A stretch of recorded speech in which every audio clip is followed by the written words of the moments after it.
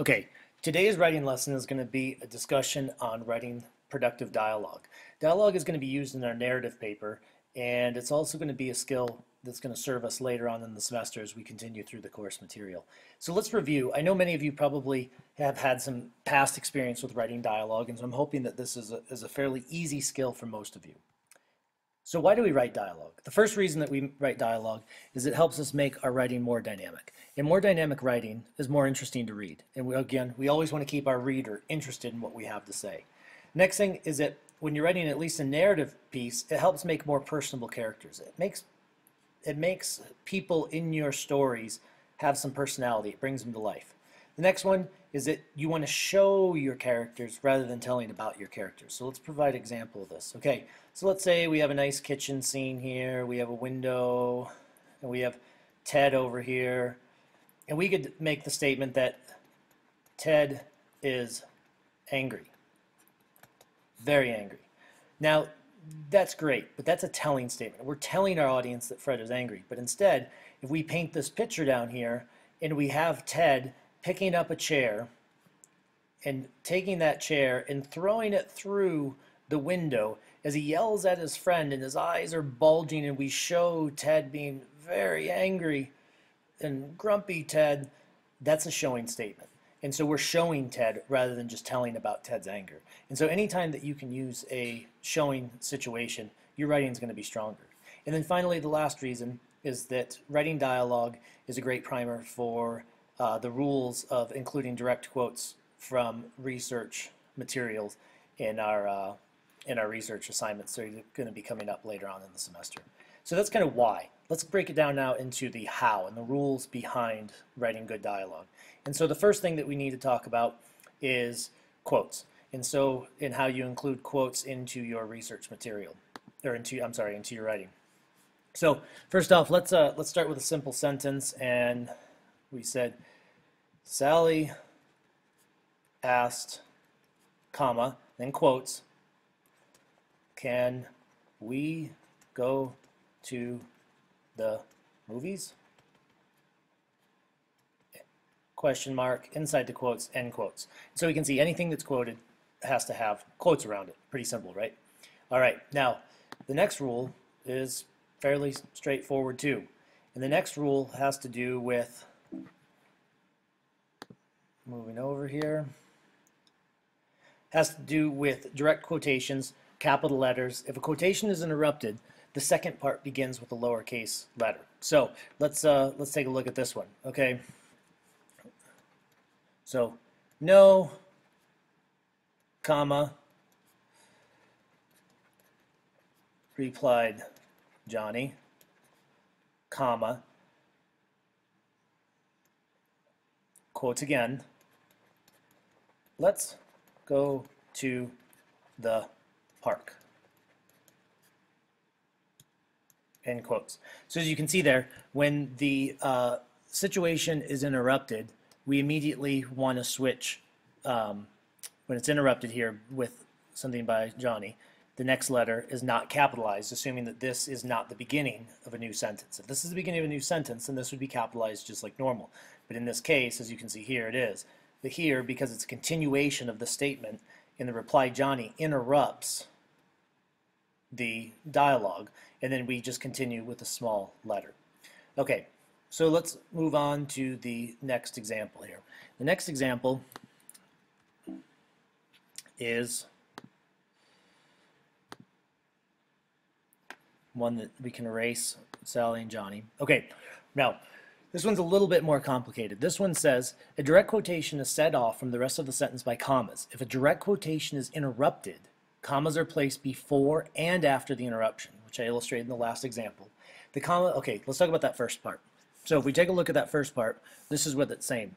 So if a direct quotation is interrupted, commas are placed before and after the interruption. So we need that comma there, and then we need that comma there. Now the next part of this. So we got this one, that's kind of number one. That's kind of number one. If we break this down, number two, the comma before the direct quotation falls outside of the quotation marks. So if it's before the quotation, so that would be this example right here, looking at this one, if it comes before the quotation, it falls outside of the quotation. But if it comes after the quotes, any punctuation after a direct quotation falls inside. So we have the example there, it falls inside. Here we can see it falls inside. Let me erase this and we can take a look at some of these other examples. She shouted across the court, comma, outside. I just can't take this anymore. Now you are going to lose. Exclamation mark inside of the quotation marks. So basically, anytime that you have any type of punctuation at the end of a quote, it falls inside of the quotation marks. So remember that little rule. Okay, the next one, moving on, is going to be a rule. Here we go. All right. Dialogue is less formal than other kinds of writing. Make sure your characters sound natural. You may use short sentences and contractions in dialogue. And so short, choppy sentences, you want to make this sound natural. You want to make this sound colloquial, as you could say. And so trying to bring in any speech patterns of your characters, trying to natural speech patterns. If your characters talk grammatically incorrect, bring it in. It's okay. Use contractions. Contractions, anyone know contractions? Contractions are words like can't, won't, for example. So use contractions. In general academic writing, you want to avoid contractions. But when you're writing dialogue, contractions are perfectly acceptable. Again, you want to bring your characters to life. Make your characters sound like the people who are actually speaking. For those of you who've read writers like Mark Twain does an excellent job, even though it's difficult to read at the beginning, he does an excellent job of actually including naturally sounding characters. In fact, he was known for that. Okay, moving on, next rule. Let's take a look here. Number 5. Number 5, okay. This one is about your paragraph structure and paragraph organization. In conversation between characters, start a new paragraph each time the speaker changes. And so if you can see here, obviously we indicate the beginning of a paragraph with the space called an indent. And so these indents are very important, the space beforehand. These indents are very important to understanding who is speaking, because sometimes as you're bouncing back and forth in a dialogue, it's hard to know who's talking. And so the paragraphs help us determine that interchange of discussion. So let's take a look here. After she screamed, she yelled, "Why do you always have to be so irresponsible? Your gambling is killing us." "What are you talking about? I'm the only one who pays any bills around here," he resolutely responded with a twinge of anger. Now, if you were to look at, imagine that this space or this return in the beginning of a new paragraph, this tab wasn't here, this would bleed right into this.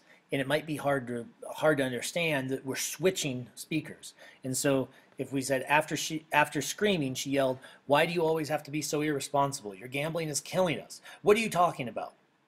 If that were to continue in one fell swoop, we wouldn't know that we're switching to the he and to the man talking in the situation and away from the woman. So just remember, paragraph indents are important and you need to use them carefully. Now, some of you who are astute observers of writing, you might be thinking to myself, well, when I read novels, I don't always see those kinds of differences. So in some cases, professional publishers and editors will take some liberties with this, but they will almost always use the extra return in order for clarity of meaning. But in more traditional writing, you always need that indent and you always need to start a new paragraph. All right, and then looking at the last one. The last one is is more of a stylistic issue. And we'll go here. Okay, and so this is suggesting that we need to use more lively verbs when we're writing. And you don't want to say, "See, she said, blah, blah, blah, blah, blah. He said, blah, blah, blah, blah, blah." That kind of structure is just going to get really repetitive and really boring. And so work on these verbs and get whispered, yelled, mumbled, cried, confessed. You can do a quick Google search for lively verbs or active verbs, and you can really make your writing a lot more dynamic just with these verbs. And so let's take a look now here in a minute at what we can do to make our writing and how we can make our writing more interesting, and we can apply these skills by looking at both strong dialogue and weak dialogue.